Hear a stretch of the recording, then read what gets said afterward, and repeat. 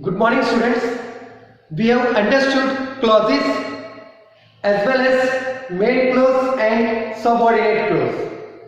Now let's understand main clause and subordinate clause with some of the examples. Now the question, that is, identify main and subordinate clauses. Underline main clause and circle the subordinate clause. Now first sentence, I will wait until the next train comes. As you have watched in the previous video, the main clause, it has complete meaning, whereas the subordinate clause, it doesn't have complete meaning. It depends on the main clause to complete the meaning. Now see this first sentence, I will wait until the next train comes. So first clause, that is I will wait. Second clause, until the next train comes.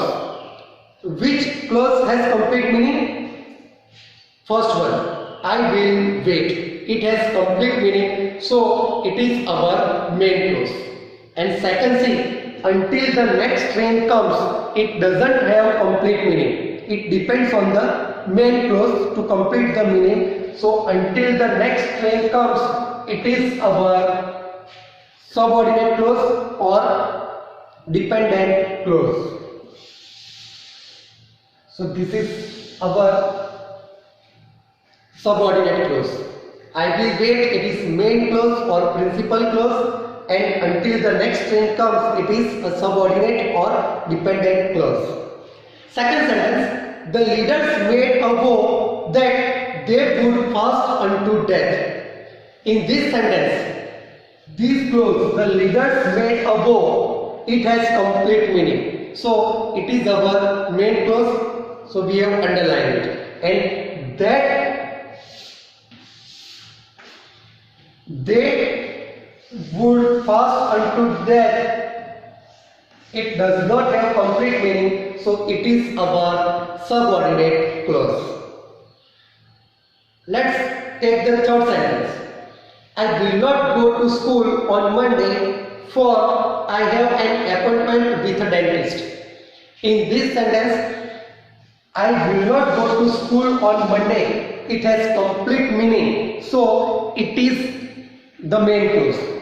And the remaining group of words, it is subordinate clause. So I have an appointment with a dentist, that is our subordinate clause.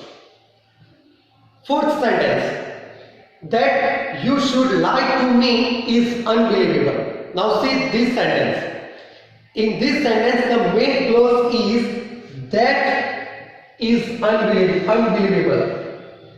That is unbelievable. It is our main clause, and you should lie to me.